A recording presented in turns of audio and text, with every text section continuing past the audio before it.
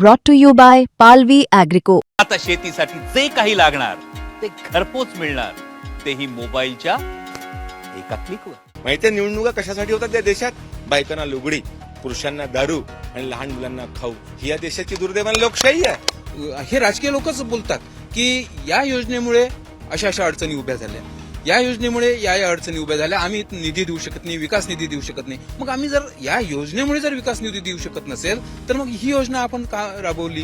त्या पॉइंटवर उभा आहे, तो उपाशी आहे. 25 वर्षापासून मुलांची करिअर नाही आहे.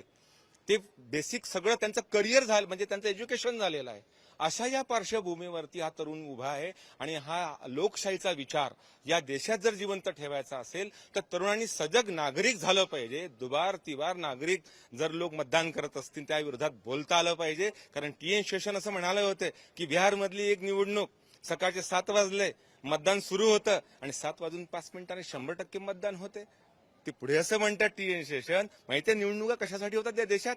बायकांना लुगडी, पुरुषांना दारू आणि लहान मुलांना खाऊ. ही या देशाची दुर्दैवाने लोकशाही आहे. या सामाजिक कल्याणाच्या योजना राबवताना सुद्धा सामाजिक कल्याणच त्यामधून साधलं जाईल हा विचार होणं गरजेचं आहे.